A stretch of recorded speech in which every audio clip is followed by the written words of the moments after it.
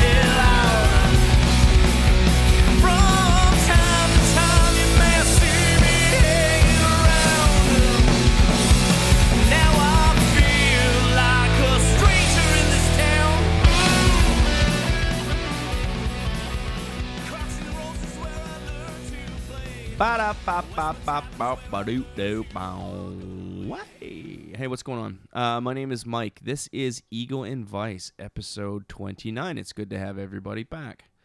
Hope you're all well. How am I? I'm great. Thanks for asking. Keeping busy. Lots of stuff on the go with Goat, Copper Altar, and the Riptides. Lots of dates to announce, but I'm going to kind of hold off on that right now because I have a guest in the studio, or I had a guest in the studio. His name is Andrew Lacelle. He is a local musician. He has done, a lot of stuff in his career here in Ottawa. So I broke away from the whole format of Ego and Vice over the last maybe like 3 weeks. I just, I had a couple of things to do. I had Hearts and Minds in for the Ego and Vice Spotlight, which is my side series of Ego and Vice. Normally, the Ego and Vice podcast is basically I'll have a guest in. We'll talk about what they're doing. We'll play some of their music. We'll play music that they request to play. Plus, I play other local stuff. I talk about, what's going on. The Spotlight is more centered around, the format is kind of the same, but is very, very centered around that certain guest. And usually it's like a full band or someone from out of town. So go back and you can check that out. But getting back to basics, getting back to the normal flow of Ego and Vice with episode 29, I have a guest in, and we had a great conversation about what he is doing now, where he's been, and where he's going. It's very, very cool. I think it went pretty pretty well. Anyway, I'm just going to get right to it. I don't have too much to talk about. Again, my guest is Andrew Lacelle. And he's from a band called The Monotimes, and he's a band called Holy Christopher, and he's also in a duet rock band called Curl. Cool, which I didn't even know about. But hey, man, you sit down with someone for an hour and a half and shoot the shit, you learn a lot of stuff. So let's just get right into it. This is Ego and Vice 29. Andrew Lacelle. All right, we're back. This is Ego and Vice, episode 29. And as I said in the intro, I am sitting here with a friend of mine, local musician in the Ottawa music scene. His name is Andrew Lacelle. What's going on, Andrew? Hello, Mike. Hello. How's the ice treating you today? I was indoors all day with at work, so I was watching it from my cube. So it's not that bad. I'm just hoping when I get home, the sump pump and the water stays out of the basement, so I can jam tomorrow and Wednesday. So well, there's nothing like a good April shower, as they say. I always say that the closer it gets to like spring, and you always have that clean period where it's like, oh wait, it's getting warm and it's getting dry, and it's like everyone gets their hopes up. Mm-hmm. But there's always that one last push, isn't there? And today we got hit. In Ottawa, we got this crazy ice storm, and Ottawa's famous for ice storms. So, fuck you, Mother Nature. I think the people in Toronto had it a little bit worse today, and they panicked. Whenever it just snows a little bit, or there's they panicked, but it seemed like there was down trees and everything in Toronto. If you saw the news, it was terrible. Did they call out the army? No, it wasn't that bad. Okay, it's not that bad. If Toronto gets too much snow, they call the army here in Canada. But anyway, so Andrew, we met. Geez, I don't know when we met. I think it was. You used to work at Avant Garde, did you not? I was doing the sound there for a little bit. And I think we kind of knew each other sort of, but we never really were introduced too much. Actually, we've never been super introduced anyway. How's it going? Hey, man. Hey. How's your tea? No, it's not that bad. Thank Yeah, you. it's less icy than outside. Thank you for inviting me to your No, man. studio. Like I say, Ego and Vice is about local musicians and people I know. I'd like to have them on, and I'm generally interested of stories of like of my peers. Like, when did you get started? How did you do this and stuff? And I find this is that important. yeah, and I find like it's a great way to network. It's also a great way just to get to know people. You know what I mean? Mm-hmm. So when we kind of sort of not really knew each other through Avant Garde, I think the very first time was when we were at Live on Elgin. Yes. Right. And you had, I guess, your band, Holy Christopher. We were just starting. Right. And I think we just started talking. And was it Hearts and Minds that had a show? No, it was Goat. It was Goat. Okay, it was Goat. I don't have to explain Goat to the good listener, but it was Goat.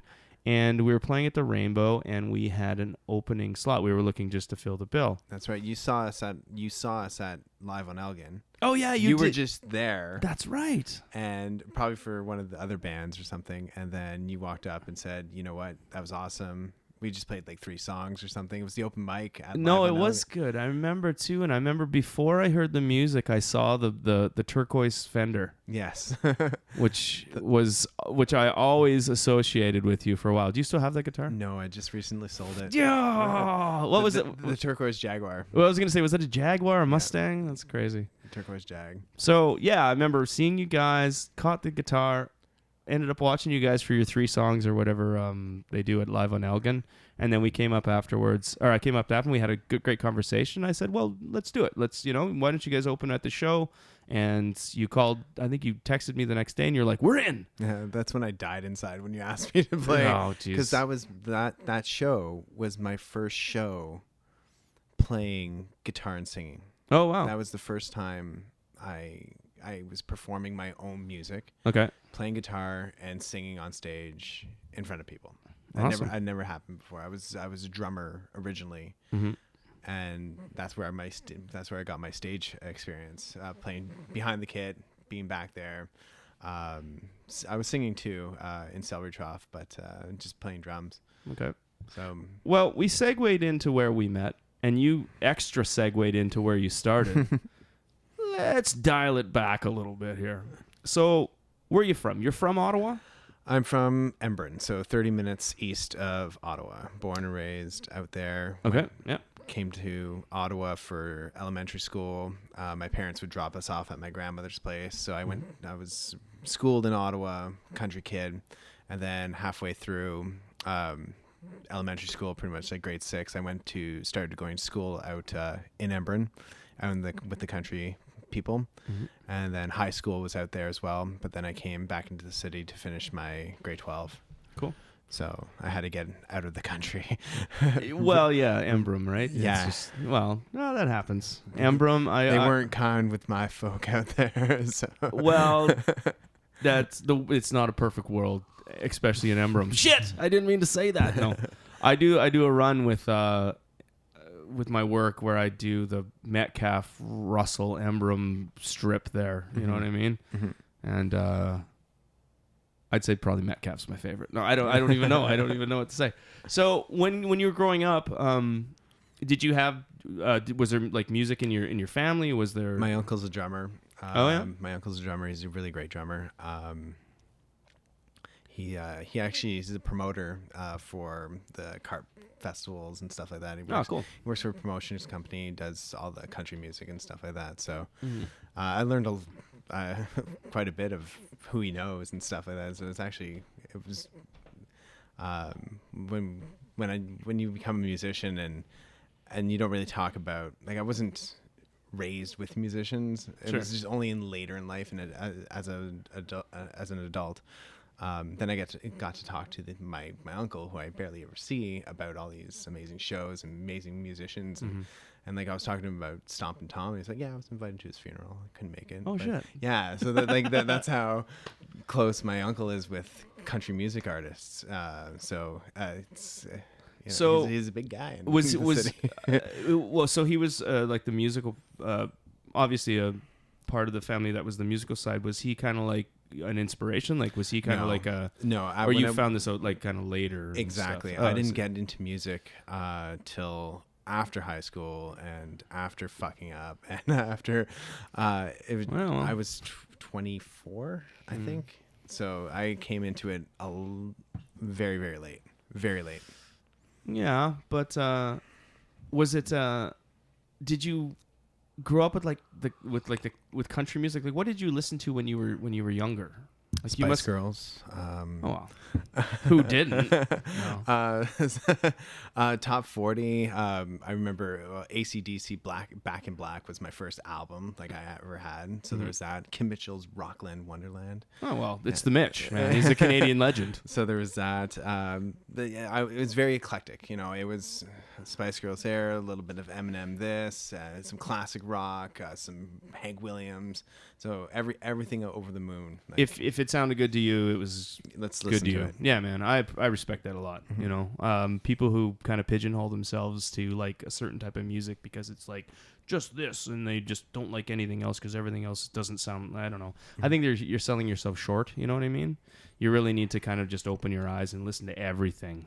Yeah, You know, I still like imagine you blast imagine. gangster rap on Sunday mornings. At my That's house, awesome. And just listen to everything. And as a songwriter now, jumping ahead again, that obviously will help your writing as well from having more, like you said, like an eclectic background of music, the things you like, things you don't like, things you like, and just different genres and stuff.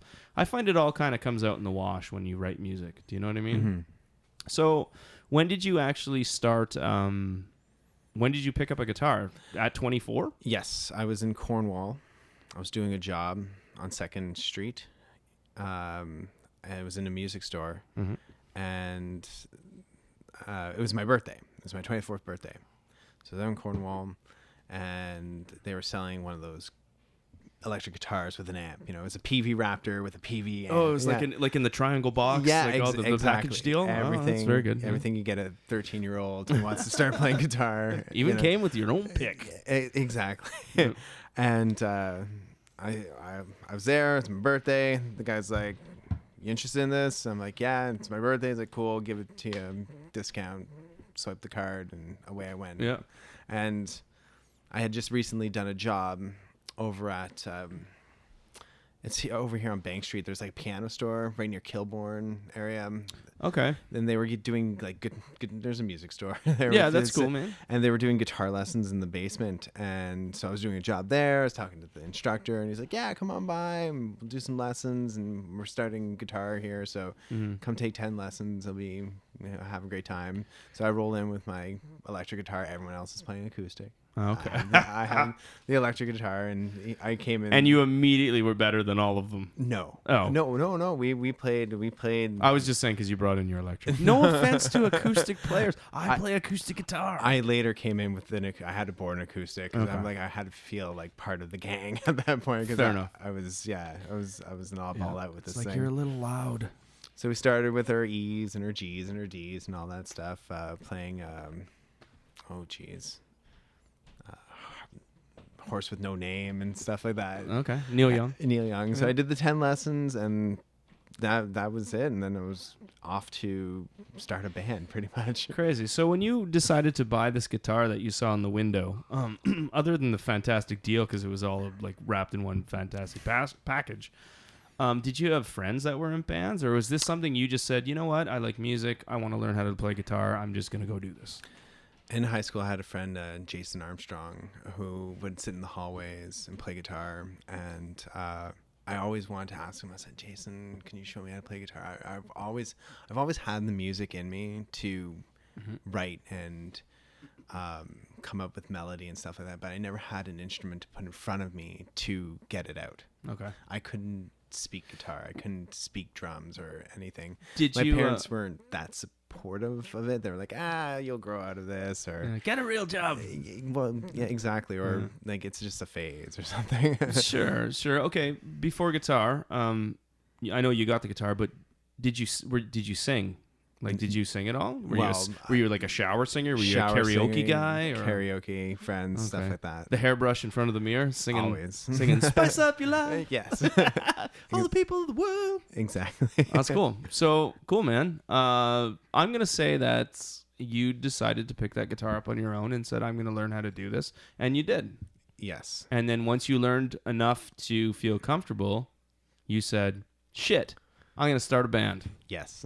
So how did that? What was the process for you? My friend Chantal, she was dating a gentleman who also played guitar and played bass, and he was from Hay River up in the Northwest Territories. Mm-hmm.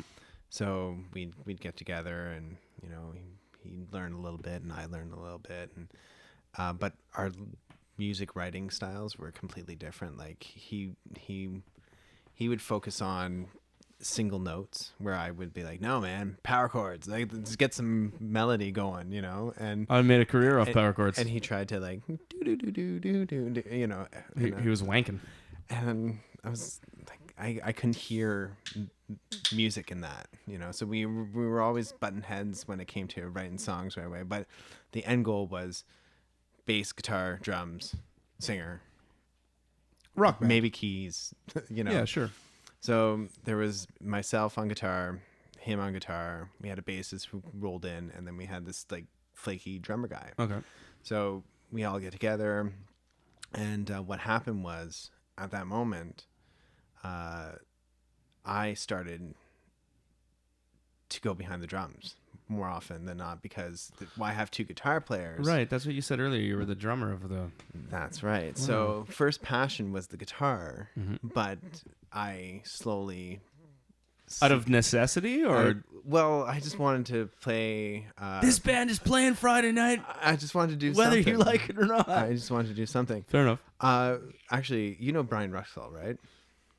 Very well, actually. Okay. Too well. So he used to do the open mics at the Live Lounge, the old Live Lounge, like way back in the day. I have a funny feeling you were there that night. So, Well, me and Brian go back probably about. did you do the open mics with him? The electric frying pan. After he left, I actually took over for him, and I Okay. did the hosting gig for about a year and almost 2 years. Yeah. So, funny story about Brian. Okay. So, this little band that I was in, we went over to do the electrifying pan because it was open mic and we wanted to do it, and we started jamming, and we broke a string on the guitar. So Brian's like, "Oh, well, you can use my Gibson. Just be careful with it. Just got fixed." Was it that blue hollow body? No, it was a Sunburst Gibson. Okay. Yeah, and he's like, "I just got fixed. Be careful with it." Yep. So I put it on, and I just like go to strum it, and the guitar strap falls off, and the thing goes smashing around the floor. Shut up. Yeah. Yeah, Oh, So- okay. And that was. I'm sorry, man. And he's like, "It happens." He was really cool about it. Anyway, so going back to where the band started, I went to start playing drums in this band, and I picked it up really quickly. Okay. It came to me faster than learning guitar did, right. but I was still poo. Well, most of us are. So I left that band. I said, okay, no more of this. I'm gonna go find people that I don't know who want to play rock and roll and do something different. Yeah. So I met up with some dudes in Orleans. One guy who played like bass guitar and all that, and he had a jam space, drum kit, all that. And this other guy shuttled himself down from like Alfred.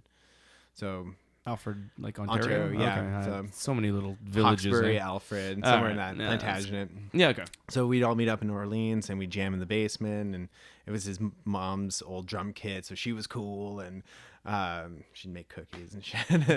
Just can't go wrong.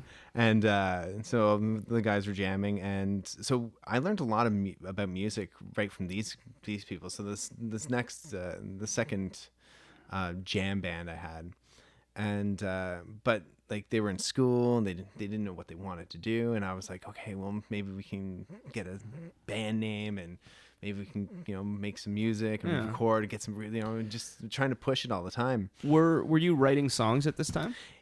Well, I wasn't writing anything. I was playing drums with these people. Oh, okay, we're not there yet. I'm sorry. Yeah, we're not. I thought this was okay. Go on. Yeah, so I have to edit that. I'm sorry. No, this is the beginning. Okay, I apologize. Yeah. Okay, so what did you play like when you were in that band? Like what kind of stuff did you play? Just cover songs or no originals? It was I really wasn't into playing other people's music. Yeah, I was like, I can relate. If people want to go see that, then they'll go see the band. And if you're gonna play a cover, you better play it good. I was about to say I like fooling around with other people's songs, and I don't mind playing cover songs, but I don't play them a lot because I feel like I just fucking butcher them. I play them to myself and never to the public. Yeah. People are I as a showgoer, as someone who wants to go see a show, I'd rather see someone doing them rather than you doing someone else. Sure. And it's fun and entertaining. Like there's only in my opinion, birthday party CD release or going away show or like a finale show, you can play a cover. Other than that, you never play covers. Okay. That for like a band, I say it's a faux pas to play a cover. Fair enough. What was that band called? The band in Orleans, where you were the drummer and you guys were. Well, there was Dino Armandy. What? Dino Armandy. That was we never actually got to the band name stage. Okay. Yeah. Well, that's good because that's the hard part, right? We exactly. We kind of just parted separate ways. There was like a nasty email about the way I saw the band and the way one person saw the band. So we just you know what, this is not working anymore. So with no band name, I guess you guys didn't really play many shows or anything. No shows. Yet you still had you still had the dramatic breakup. We still had the dramatic. Fucking good on you. That's that's a lot. That's a lot for a first band. I don't think you can skip that actually. No matter how long you've been in a band. Well, no, that's not true. There are ways around it.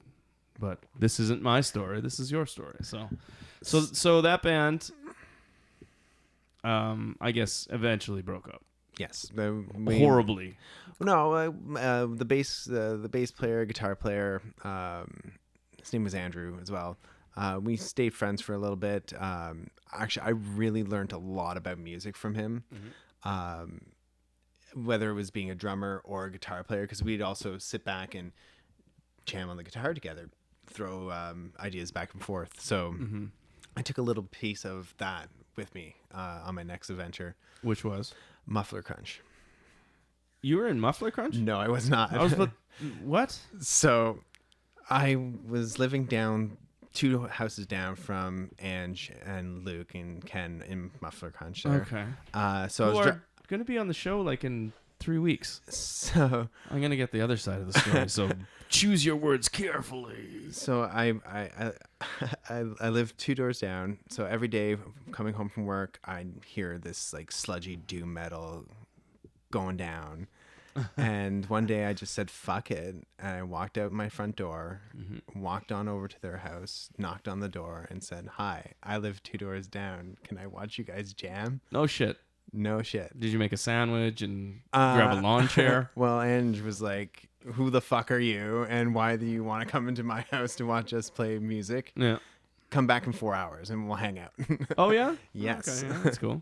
So I came back later that night and we hung out. We talked music. We talked life in general, and we became really good friends. Awesome. Man, I love that band. I've seen them play whenever they play at Targ. I'm getting older, right? So the closer the venue is, the more likely is I'm going to be there at a show. But whenever Muffler Crunch plays, I will try my best to like get out there. Mm-hmm. And it's such a unique kind of dynamic with the two of them, right? Where she plays drums and she sings, and he's running around with his like fucking greasy old beat up acoustic guitar, but it's plugged into like 9 pedals, and the sound he gets out of that fucking thing in a messy cab. Yeah, it's ridiculous, man. They're super good. But they got to that point from what they've been around 15 years now, and just completely always evolving their set list and tailoring it to what's going on in the times and stories and imagery and music. It's kind of like a rock opera, the whole set list, and yeah, it's never the same. It's never the same. Like they'll do one set list here for one show, one set list for this show, and then completely scrap it, never play it again, and just do new tunes. That's great. I think I've always found it beautiful. So what did you take from that? Just you became friends with them, but that was... Well, Ange taught me everything. Well, she gave me drum lessons. So she was in my basement yelling at me. Still with the drums, eh? Yeah, still with the drums. I'm trying to get to that fucking turquoise Jaguar, I swear to God. So, yeah, she grilled me in the basement, yelling at me, 1, 2, 3, and 4, get my timing right. She's like, if you're not on time, you're shit. Okay. Drummer is one of the most important pieces of a band that is... you fuck up. If your drummer's shit, doesn't matter how good your guitar player is, doesn't matter how good your singer is, your drummer's shit. Mm-hmm. It's going to shit. It's gonna go to shit. Yeah. So and when I say she taught me everything, how to be in a band, how to promote your band, how to book shows, how to talk with your band, how to write music, what music is, how does it make you feel, all that kind of stuff. I learned from Ange from Muffler Crunch. Oh, big shout out. Yes. And so after that, I went back out and met some guys on Craigslist. Okay. And then I met some more guys on Craigslist for a band. And then we got together and formed Celery Trough as a 3-piece. And that was 3 years of shows and tours and friends. Made a lot of friends. So after the whole Muffler Crunch tutelage, if you will, that's when you started, or maybe you did before, but let's get to that point. That's when you started sitting down with a guitar, kind of writing songs. No, not yet. Still not yet. Jesus Christ. You know what? Normally what I do on Ego and Vice when we have the conversations is we go through chunks of your life, right? You know what I think would be really cool if you want to give like a really good shout out to Muffler Crunch at this stage of your story? Let's play a Muffler Crunch song. Okay, cool. Cool, man. Do you know what you want to hear? Let's hear Little Things. Little Things. Little Things. All right, this is Muffler Crunch. This is a song called Little Things, and we'll be right back with the next part of the story with Andrew Lacelle.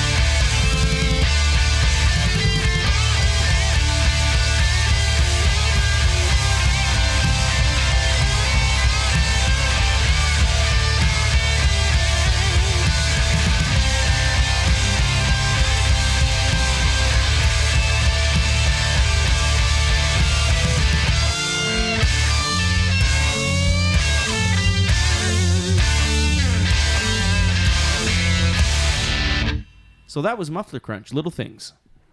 It's a rad song. So you were getting into the next band. So Celery Trough. Right. This is the band. So this was the band that basically got me into the Ottawa music scene. So I had my first show at the almighty Avant-Garde Bar. Hey, man, I love Alex. I love that guy. Yep. I'd invite that guy to my wedding if I'd ever get married. This is the thing, like, with Avant-Garde is I sent him an email. He's like, sure. Who else you got? I'm like, this band. Okay, sure. Show up. I'm like, what else do I need to do? He's like, just play music. And at that time, it was bring your own PA too. Yeah, and, so, and eat the cheesies I put on the bar for you. Exactly. And drink the big Balticas. So there I Celery Trough, and then I went out to shows and local shows and met other bands and just started playing with other people and met lots of great friends during this time. We had Pretty Little Death Machine, The Cowards, Grand Theft Ottawa, just like a nice circle of friends. We played with bands coming in of town and out of town, and it was great. It was a great 3 years, and I took Celery Trough out east. A couple of records. We released 4 EPs, one full length and 2 EPs. Okay. And was that band made up of anybody from the original, like the guys you were playing with, or it was all just new guys? Two guys. They had one guitarist, one bass player. They were just looking for a drummer, and I had jam space and set of drums, and they had ambition and drive, and so we jammed 3 days a week, 5 hours at night. And it was like rock and roll, punk rock. Celery Trough was. We're gonna have to play some. We'll get there. It was punk rock. It was rock and roll. It was it's like T-Rex meets the Ramones meets Bowie. It was really glam rock. Weird shit. And you had touched on earlier you hadn't gotten to songwriting yet, so you didn't. I guess you collaborated with the guys when it came to songwriting, but it wasn't that. I wrote a few songs. When we got together with Celery Trough, Aaron really couldn't sing. They were like, we were just writing instrumental and like, who's gonna sing this stuff? So I was able to drum and sing. So I tried that, and I didn't know if that really worked. Like I didn't want to be that drummer. You probably had the confidence too because one of your mentors was Ange, right? There's just like, I can do this. This is not a big but deal. That's like on a whole other level of awesomeness. That I could never have. But it was an option. It was an option. It's been done. It can be done, but at the same time, it's maybe Aaron, you gotta pick it up and start singing. So that's how it, one word turned into a sentence, turned into a chorus, turned into a verse, turned into a song, and slowly that band, Aaron became a very great frontman. Yeah. Like by the time that all like imploded on itself, we all walked away with a great memory, great time. Like we just. I remember the last day we got together, we all looked at each other and we're just like, that's it. Yeah. Like we were in the jam space and it was like, there's nothing else we can do. That happens. And that's a good thing. You bow out on your own terms and whatnot. And, that's cool. So once that band, you do have stuff recorded, so we're going to play something. But let's talk about, you've talked about the start of the band. You talked about going through the band. You did some touring, played a lot of local shows, kind of cut your teeth into the music, into the Ottawa scene at that point. Correct. And started kind of networking more, meeting more people. This is when I hopped onto the Couch Assassin team. Okay, let's go. Shit. There's going to be a lot of music on this one, folks. Let's play something from Celery Trough. All right, what do you want to hear? Let's just do the classic, which is "Oh Yeah" by Celery Trough. All right, you heard the man. He introduced it. This is Ego and Vice.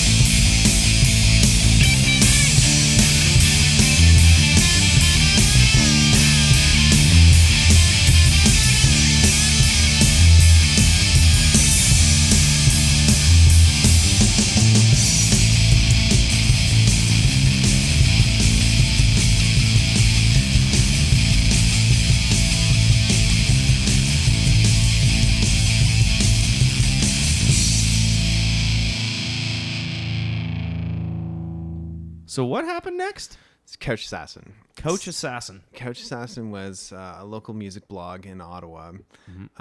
They were looking for individuals to write about shows and stuff like that. And then they were starting to move into the events calendar business. So I showed up. I said, look, I do sound at Avant-Garde. I love meeting new bands. One of my biggest, during those 3 years of Salary Trough, was helping Alex bring in new bands into Avant-Garde and putting on shows with, I was playing with new bands. And I always felt that when it was a new band playing their first show, they'd give it so much more appreciation than a band that was more well established in the scene. I've done this a million times, man. I don't need to draw. Fuck those bands. So you always fucking give it your all. These new bands were like, hey, we're not the best, but we're gonna try. And there's just so much more magic with those types of bands. No, I agree. Yeah, and it's called like passion. It's called giving a shit. Yeah, and so I worked with Alex and these new bands, and since I was there in the scene talking to new people, I had this unique perspective to start writing about it. So with Couch Assassin, I came on as one of their nightlight ninjas. So, writing blogs about upcoming events. We were focusing always on the preview of the event rather than the review, because we wanted to get people out to things rather than saying, oh shit, you missed it.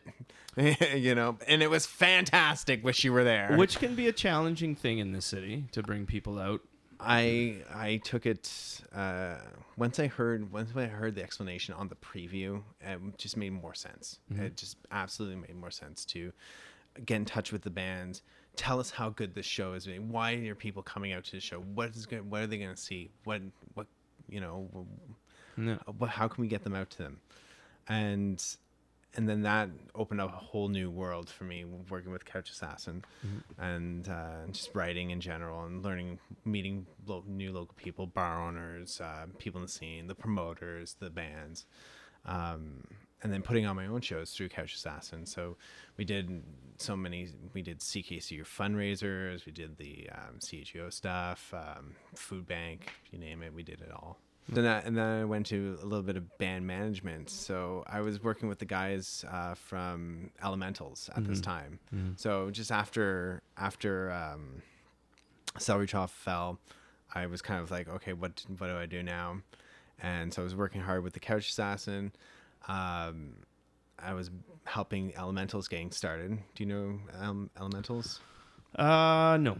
No. Great band, Ottawa band, 3-piece. Well, they're 4-piece now, but they were a 3-piece when they started. These were just some kids from Almont Okay. who there's nothing out there to do other than play music and drink beer. Right. So I met them. They wanted to play some shows, come play the avant-garde, introduce them to all the people. And Mr. Cody Smith from Elementals, he motherfucker can write good songs. And it was really inspiring. And I felt like, like shit. Like, how am I supposed to write music when this guy's writing powerhouse songs like this, Yeah, I guess so. Intimidated a little bit. A little bit, yeah. And, I just rode the wave with them for a little bit, helping them get gigs and stuff. And then they eventually said, we can do this on our own, man. So thank you for the help. And said, no problem, guys. And You were on your own again. I was on my own again.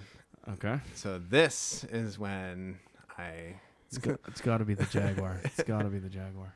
This is when I decided to start writing Holy Christopher tunes. So Okay. So Let's. All right. No, go ahead.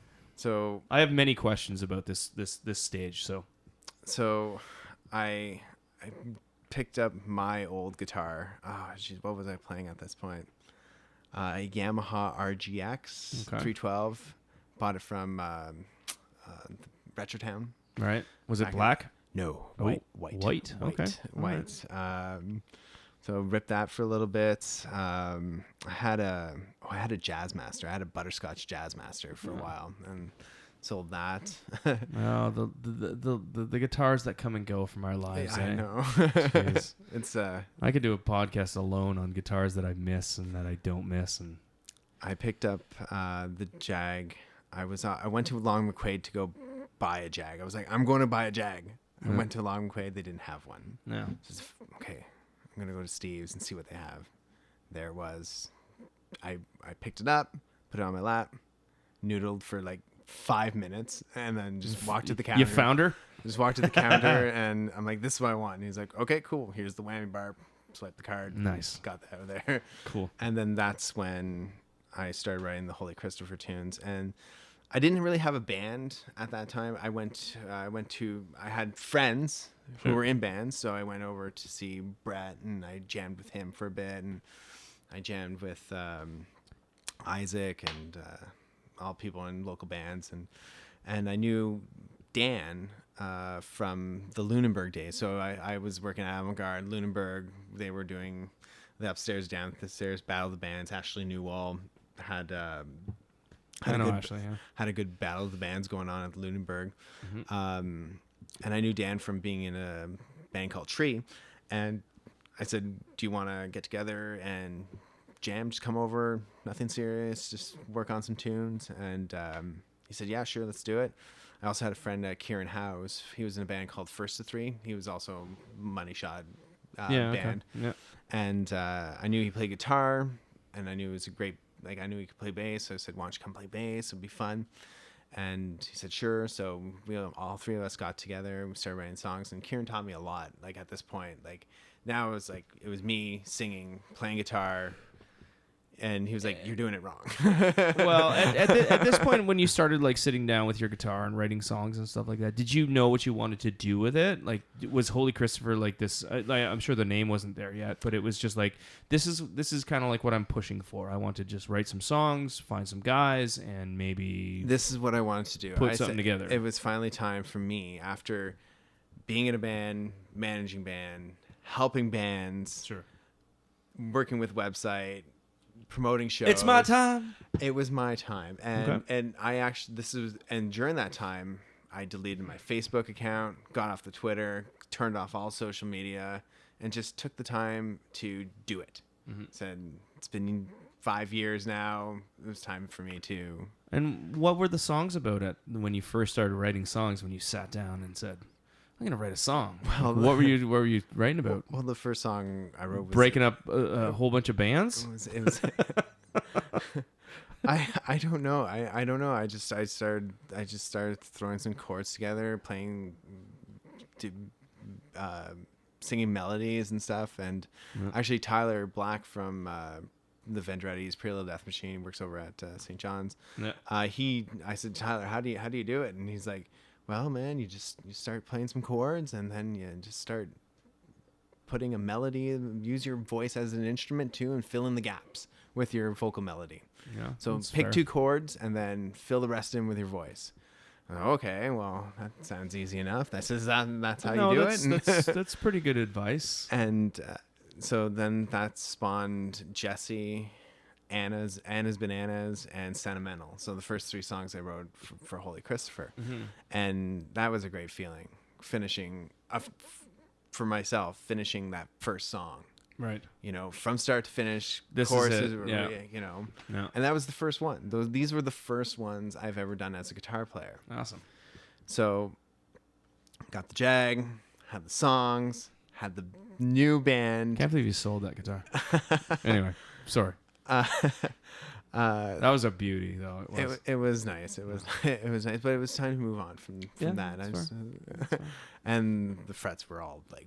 Yeah, see, I didn't. I only saw it as like an aesthetic thing. Like I didn't live with the thing, so I don't know exactly like the relationship, but it was a beauty.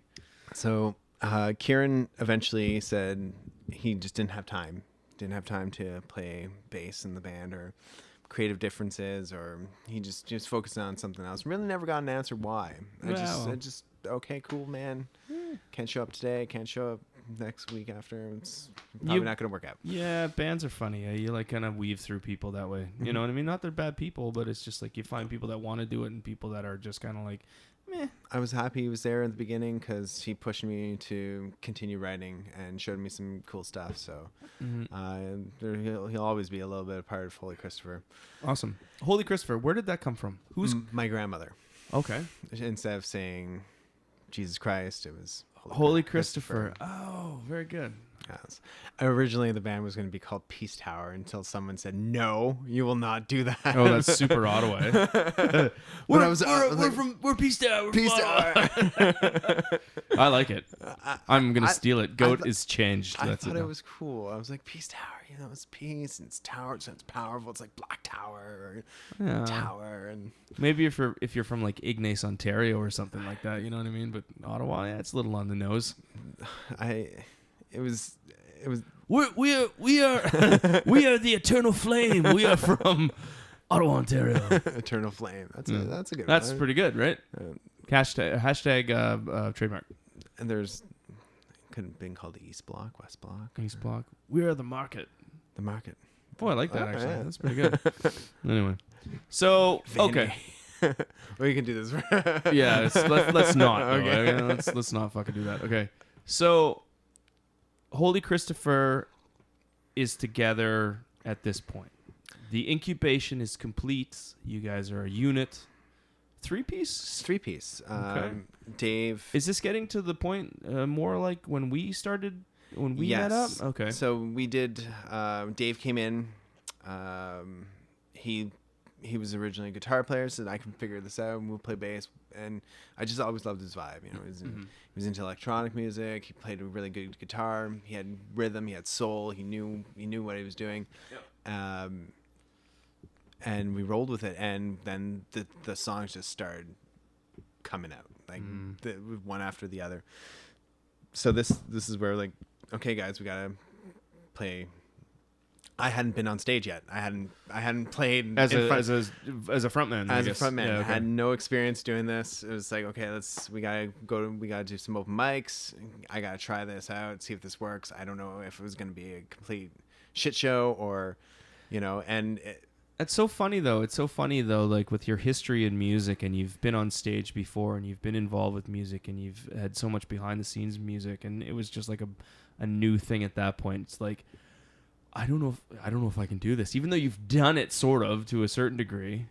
Was it? Yeah, was that intimidating? It was. It was. It was. Like looking back on it now, it's kind of surreal to be thinking that I was actually put in that, and just as you described it, like, I hosted shows, I introduced bands, I played drums, I on stage, I sang behind them, but getting up there, it's the vulnerability between you, the audience, your instrument, and your own music. Right. I was putting my own music out there for the first time. Here I am. Exactly. Yeah. And that's the intimidating factor. But then after that show was done, it's like, yeah, I want more.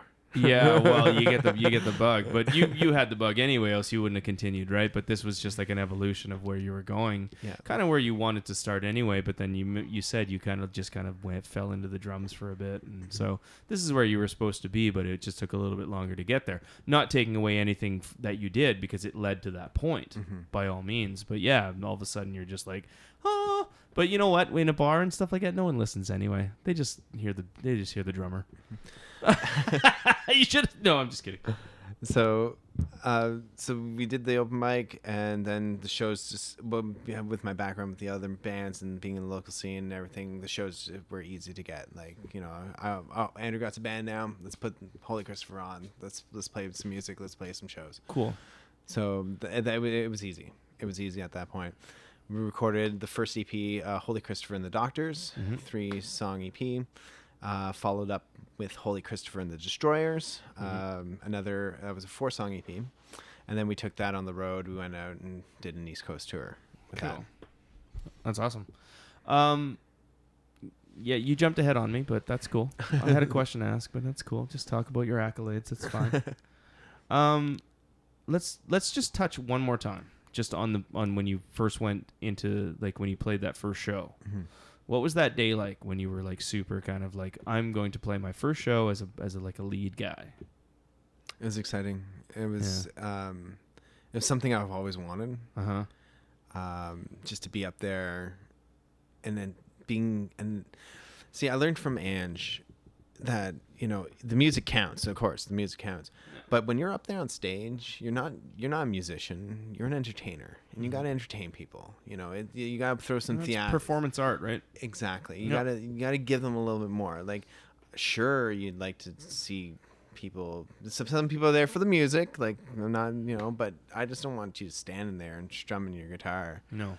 I want to see you perform, and it's a show. Definitely part of it. Yeah, it's like going to see like a Broadway musical or something like that, and the person stands staring at the corner all night because he's really into himself. It's just like, you're missing the point of what this is. You know what I mean? You do it to emote, like, the emotion that you have. You want to show people you like your songs and whatever, but you still have to perform and entertain because it's show business, baby. Yeah. You know what I mean? Like, you have to. If I'm jumping up and down on stage having a good time, I think the audience. Well, you hope they will. But even if they aren't, it doesn't matter. You know what I mean? It's just like, you can't win over 100% of the people.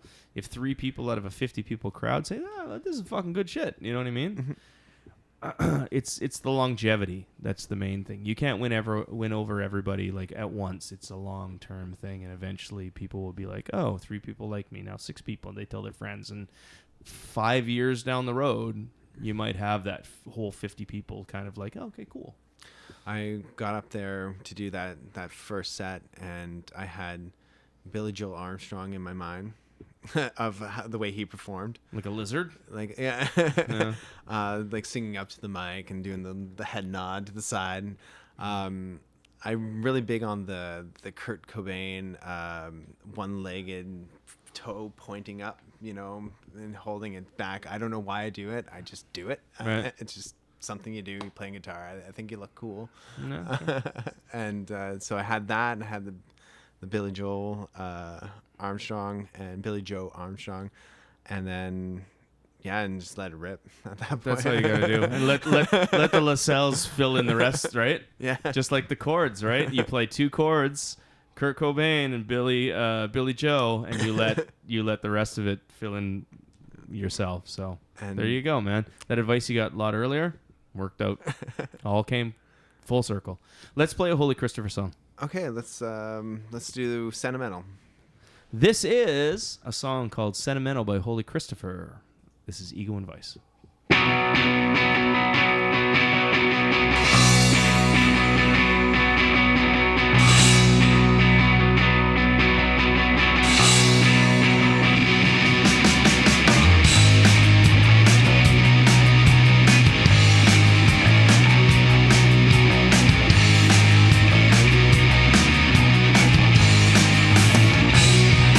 It's sentimental.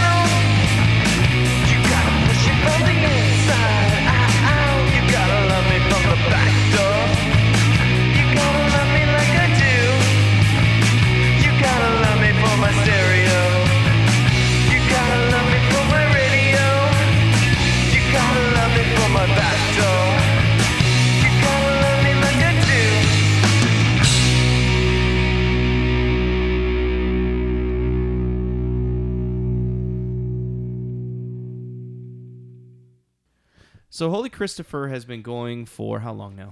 It's been 3 years. 3 years. 3 years. So two EPs and and then the last one here. So All right. So, but what 3 what EPs. we've learned about you during this podcast is that you don't really like sitting still too much. You're kind of go go go.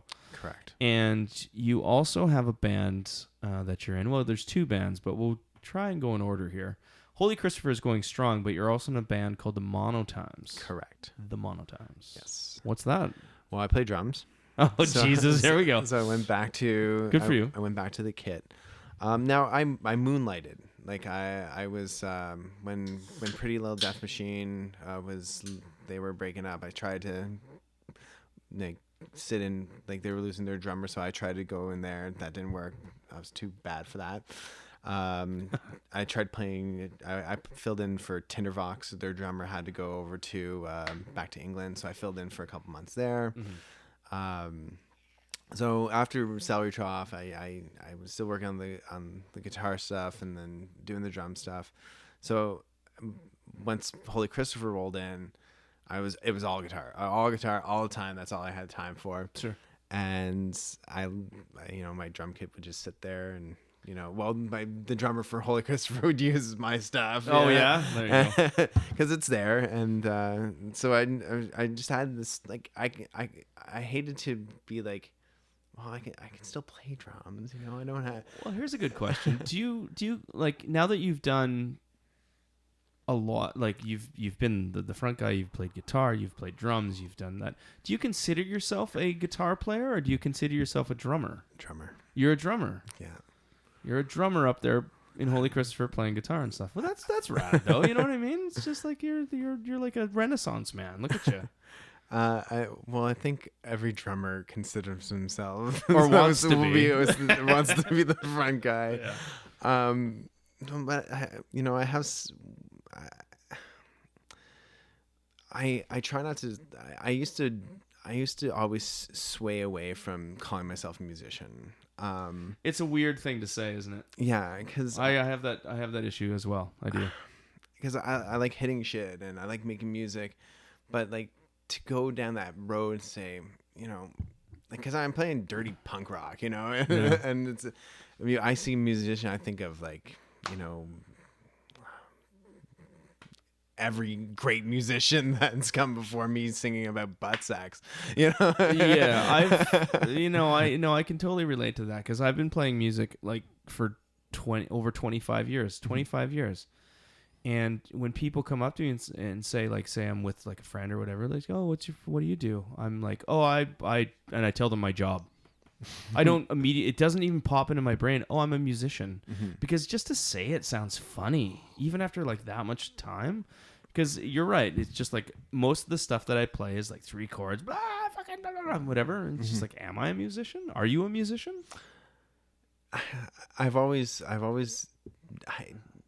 No, I'm a guy who plays music. I wouldn't say I wouldn't call myself a weekend warrior band, because I do go out of town and hey, I nothing wrong with that. Easy on the old guys over here. Come on now. But you did go out of town, so like I go out of town and I bring in bands, I still put on shows and stuff like that.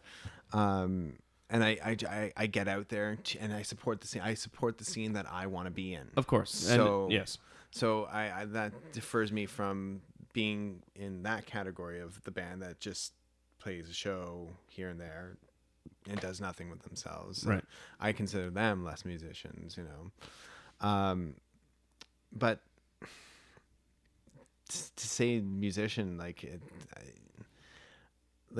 have friends that they quit their job and they play music to live. They're musicians.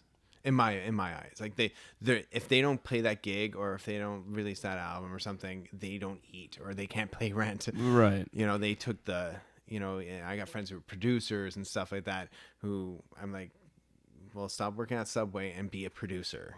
Open your studio, get bands in, sell yourself. I get that. No, that's cool. I understand where you're coming from for sure. Yeah.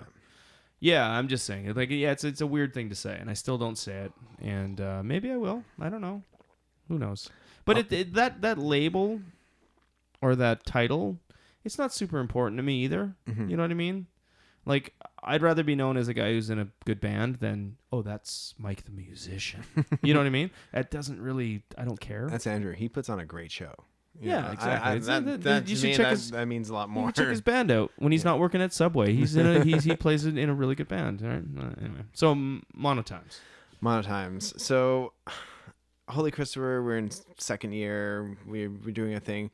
Well, this time last year, we got in Holy Christopher, we got our second guitar player, Summer Sullivan. You're a 4-piece now. We are a 4-piece. Very good. She just opened up the band to a whole new level of awesomeness. Completely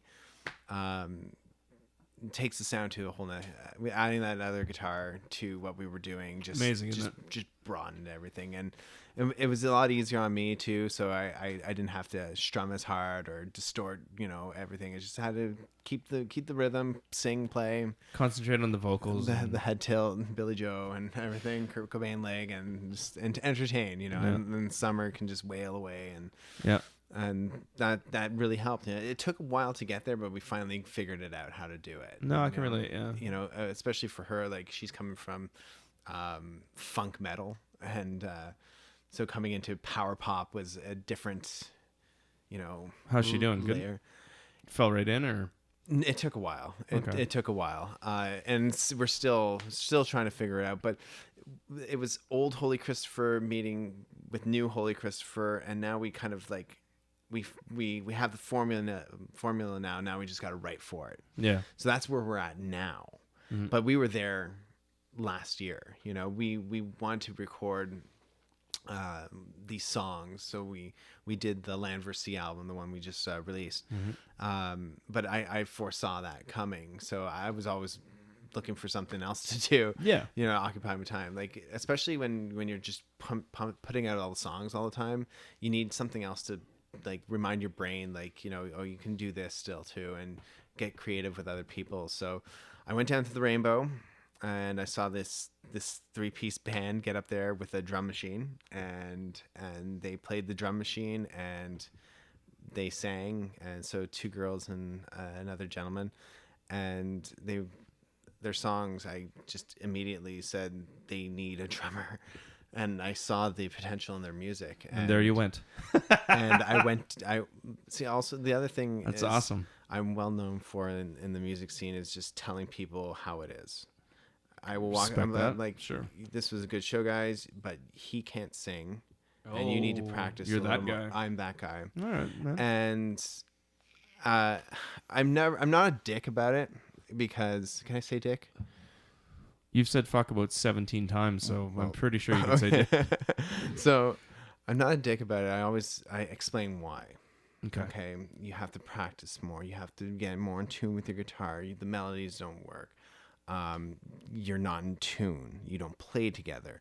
Like, these are simple things or suggestions that I can offer someone. And they can take your advice or leave it. Exactly. Which is fair. I'm not a professional or anything, but this is how I saw it. And I've always done it with a little bit of grace, where people will say, thank you, man. Like, I appreciate that, because no one it's not, oh man, good show, dude, good show. Yeah, it's endless, yeah. There's so many attaboys until you can really try to decipher what is the truth and what are people actually, is someone going to give you constructive criticism? So I've always given that. Okay. And whether good or bad, I haven't really had anyone like really come at me for saying something bad. Well, which is actually you putting yourself in a position to have them kind of deflect that. Do you know what I mean? Like, there's a lot of ego in rock and roll. Can I use just that loosely of rock and roll, where it's just like people want to, I think there's a lot of ego, but it's also based on a lot of insecurity. Like, even though you go up there and you play and you're like, okay, we're just trying to get through this. Because we all know, like, when you start out, you're a nervous band and you do your best and you do the Billy Joe Armstrong, or you do the, what was the other guy you said? Kurt Cobain, right? And you're just trying to find your thing. And to have someone come up to you after the show and be like, okay, let's break this down. Like that could be really, that's a double-edged sword though. That could be really helpful, or that could be really like crushing. I think I've always started off with like, okay, this was good, this was good, this was good, but you got to work on this, this, and this, you know? Yeah. So I started off with the good and then went into the bad. Do you pick your battles though? Like if it's the No. band's first show, do you go up there and critique them hard? Or if it's like they're like 2 years into it, do you go up there? Like, I will tell anybody anything that I feel at any point in time. Okay. If I think it's justified, if I think they can benefit from it, I will go speak my mind. Okay. Yeah. Well, hey man, hey man, if that's what you do, that's cool, man. I respect that. As someone who's reviewed music for publications in the UK and having the website and everything like that, I think it's refreshing. And to being in a band, I would love someone to come up to me and truthfully tell me how I did. Has anyone ever done that? Yes. And what did they say? No. I have friends that say they're honest with me, and I take it with a grain of salt, and I want to believe them. But no one's actually ever like truth bombed me. No. And I'd love to. Okay. And I could take it, you know. I think you have to like drink your own bathwater at some point. Do you know what I mean? Yeah. No. It's like you can. If you can dish it, you gotta take it. That's it. Yeah, That's it, man. exactly. If you go into it with that kind of point of view and whatever, and if your intentions are obviously for the better, obviously it's one person's opinion. This is what you think and stuff like that. And like I said, they can take it or leave it. But hey, man, all the power to you to not go up to them and just be like, even if they didn't have a good show, fucking awesome show. But you know, that's cool. Yeah. So the Monotimes played, said this was terrible. You need a drummer, and songs are great, melodies are great. Just don't ever do that again without a drummer. And then they're like, well, we need a drummer. I'm like, hey. You're looking at them. So I said, look, I'll come in, and I know drummers. Let's just see where these songs can go with a little bit of kick drum, a little bit of snare, a little bit of hi-hat, and where we can go. So one jam turned into two jams turned into three. And then I really started to get to know these people, and as people, as individuals, and then the artistry behind the music that they're trying to create here. And then that one practice where we had, and everything just fell in together, and it was right. So I stuck around. Well, I practiced with them like 2-3 times, and then we played a show right after. So we played a show right after that, and then there was another show, and then we were off for the summer.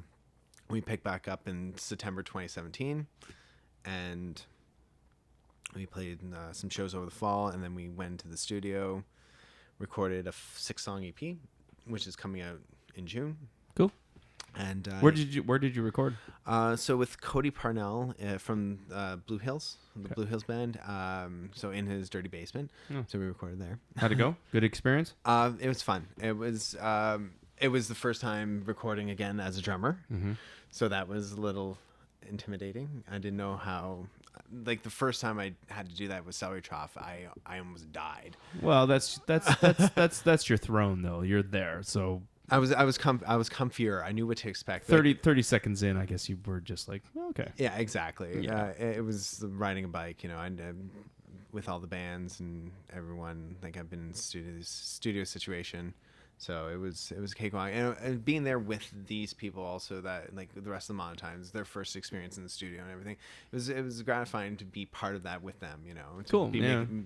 And they're the primary songwriters in this band. I do not. I just hit stuff and drive them to gigs and stuff like that, and that's So it. do they look to you for a lot of advice, I guess, or just like what now, boss? Yeah, exactly. And I'm like, well, what do you guys want to do? Do you want to make some shirts? Do you want to release a CD? Are we going to do something physical, like, you know, or do we want to do this show? I think this show would be great. Yeah. So yeah, I'm the dad. Cool, man. The dad. And finally, we're not ending this podcast by any means, but as far as projects you're involved in now, the third one, Curl. 2-piece, balls to the wall, garage rock. What do you do in that one? Play drums. Okay. Of course you do. Yeah. That's cool. And who's your other bandmate? Brandon Turner. Okay. He just screams and plays guitar, and it's fun. And that was something just kind of on the side that you guys put together or always had, maybe? It sounds like one of those ones that you just... Brandon was like, hey, you're over, like, 'cause Monetimes used to jam in his basement there too. So since my drum stuff was there, he's like, hey, do you mind like maybe just hitting out a couple of these for me? And I said, okay, sure. And he's like, I got 3-4 songs. Do you mind just banging on the drums for these songs and see where it goes? I said, sure. And he's like, I kind of want to record a dirty EP. Do you know how to use the equipment? I said, yeah, sure. So brought up some mics, some equipment, played drums, and I'm having fun with it. You know, it's fun. Cool. That one's the fun one. Yeah, it sounds like one of those things you just kind of blow It's- off steam, yet still do what you like to do. 2-piece. He writes all the songs. I hit shit. It's great. Cool. Let's play a Monotime song. Okay, What would you like to hear? we're gonna play Luca. This is a song from a band called The Monotimes with my guest, Andrew Lacelle. This is Ego and Vice. The song's called Luca. Fuck.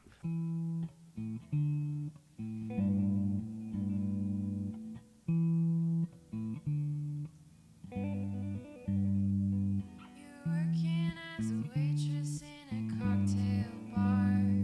The first time I met you, you're 17 and life was sweet. The future still had mystery until I found you right back where I left you. Until I found you right back where I left you.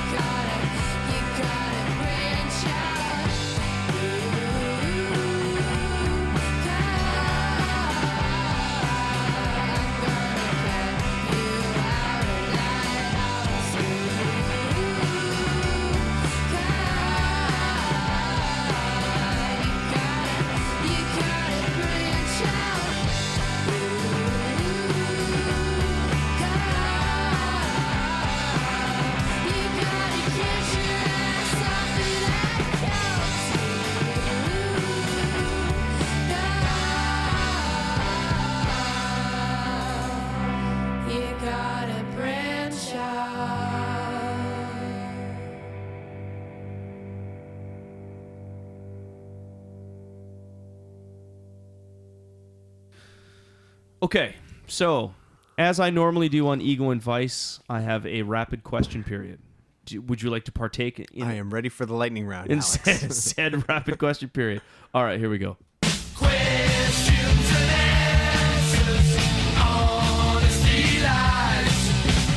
Yes, no, you can't, but Shit, you must be fuckered, man. Like, what's he talking about? Any questions? Okay, this is the rapid question period with Andrew Lacelle. You ready? Ready. Okay. What is your biggest musical influence? The Beatles. Beatles. What was your favorite music as a kid? Oh, jeez. I want to say Sharon Lois and Bram. That Fred works? Penner. Fred Penner. Fred Penner? Yeah. Very good. Dogs or cats? Cats. Okay. What was the first concert you ever went and saw? Like, first band you saw live? Can't repeat answers. Just in case you saw Sharon. I know this is rapid, but like I drink a lot. No, take your time. Well, Jesus. You want to pass? Well, no, I don't want to pass. It's just Want to phone a friend? it was. I'm pretty sure it was this. No, it wasn't the Strokes. Well, I'd say the first one I ever went and enjoyed was the Strokes, and they came down to Lansdowne. It was great. Awesome. Okay. Favorite movie? Shawshank Redemption. Yeah, good one. Favorite book? How to Win Friends and Influence People. Nice. What is your favorite record? Thriller. Michael Jackson. Yeah, Wow, that's a first. it's a great album. It is. What was the first record tape, CD, whatever, digital download that you bought with your own money? Oh shit! The Bare Naked Lady is the one with the ball on it. Gordon? Yeah. Enid, we never really knew each other. I love that shit. Good Canadian band. Who's your favorite band?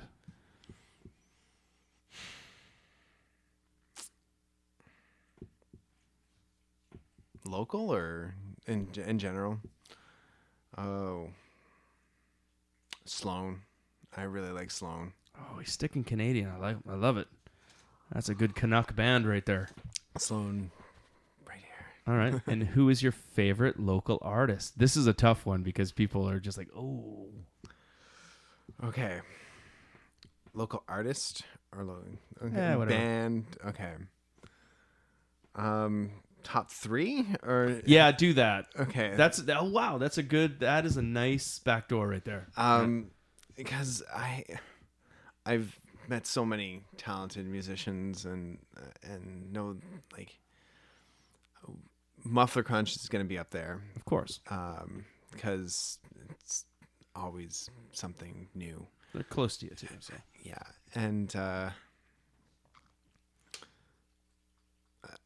I'd say Tinderbox was a big influence on me, and I just working with Justin and Kara, and Tiff, and Brendan Allistone was From oh Jesus Christ. yeah Slim and Popular. Slim and Popular, yes. Wire Cuffs. My Brendan's my friend. I completely blanked on that. Sorry, dude. Brendan, like, he when I was rocking out with Tinderbox, he was in the band too, and he's like, dude, you just got like, he brought my musician level to a whole new level. He brought me on that ride. So like being part of that experience and everything in the music, it was fantastic. Awesome. And man, I'll go with someone current right now. The ladies in Sparklesaurus and that gang, they're just really, they're doing some good stuff and they're writing some good music. So like, Cool. Awesome. yeah. Okay. What was the best local show you saw this year, So far this year, or the last 12 months? last 12 months. Yeah. When Incredible Woman came to town, we got to play. It was a show we played, but this band, Incredible Woman from Newfoundland, just the music, the performance, everything. I know it was here in Ottawa. They're not a local band, but man, was it a great show. That's cool. And- it was within the confines of the OTA. And so the- much respect for that band too. Leaving GTO? I don't know. OT. Geo Greater Ottawa. What's GTA? Oh, GOA. The GO. That's what I'm trying to say. The Goa. Pardon me. Incredible Woman. They start off in Newfoundland. They tour the country, go to Vancouver, and then they take a week off, and then they go back and forth. And they've done this like twice, 3 times now. Living the dream. And they want it, and they participate in every single local scene that they go to, and yeah, just all out respect for these people. Awesome. And it was a great show. What are they called again? Incredible Woman. Incredible Woman. Everybody check that out. Okay, moving right along in the rapid questions. I'm so bad The at not this. so rapid questions. No, it's all good. What is your death row meal? Last meal I you could ever just eat. had this conversation with someone, and oh man, I'd probably be mini pizzas, like pizza bagels, like yeah. McCain's Yeah. microwave pizzas. That or like a KFC chicken bowl. Like That's I'm good. gonna die anyway. Hey man, might as well eat something you like. What is your death row song? The last song you could ever listen to? Something by Hank Williams. You have one in mind? No, just anything. All right. And Be this fitting. is kind of the same idea, but what is your death row? No, we won't call it a death row. Let's call it a desert island record. You got stranded on a desert island, and one record washes up on the shore. Compostela by Jen Grant. I think I can take that with me. I will have to Google that because I'm not sure what that is. 2 more questions. If you won $1 million, what would be the first thing you spent it on? Seafoam Green Jag. Oh, fucking dude, you had that thing. It's gone. That's what I'd buy. No, 1984 Chevy short box, 5-speed, big block. That's what I would want. Yeah. All right, fair enough. And the very last question is, what was the best day of your life? Best day of my life. Oh, shit.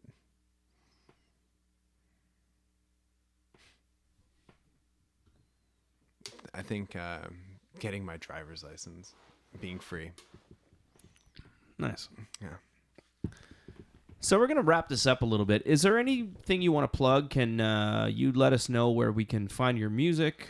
Well, we're on the Facebook, so Holy Christopher Band on Facebook, or just Holy Christopher, and just Google machine us, and Bandcamp, holychristopher.bandcamp.com.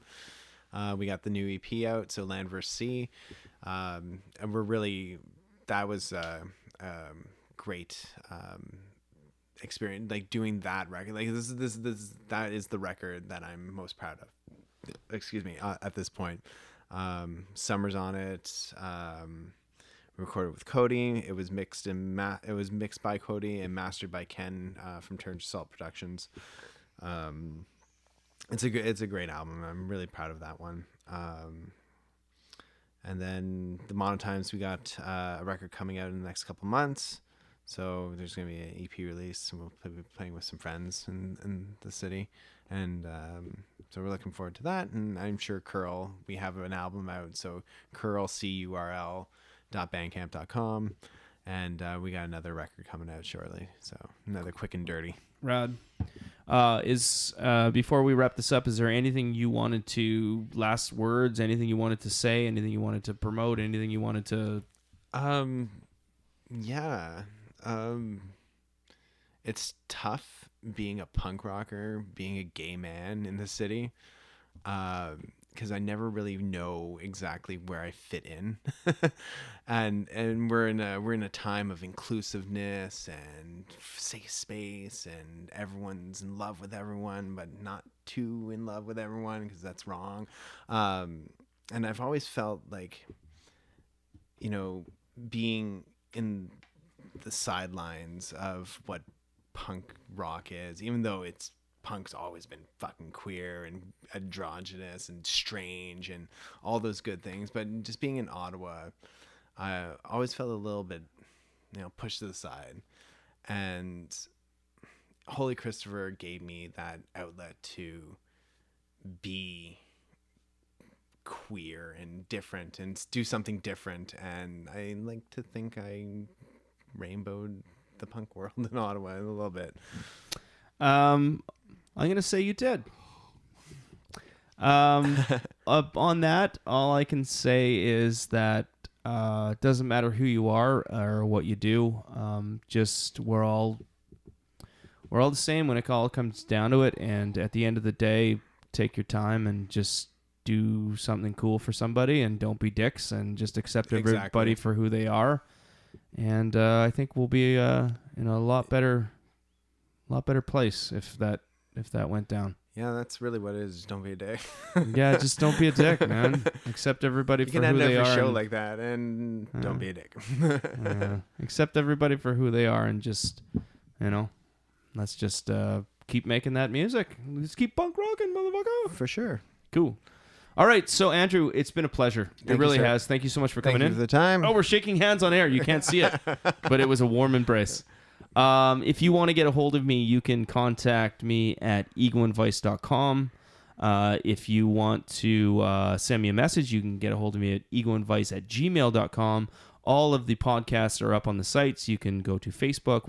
I'm available on iTunes, and our gracious host, Podomatic. I'm working on Google Play for all the Samsung users. I'm sorry. I'm slow at this kind of stuff. I'm surprised I've gotten this far. But until the next time, again, this is Ego and Vice. Andrew, thank you so much. Thank you, sir. And we'll see you next week. You've got a real attitude problem, McFly. You're a slacker.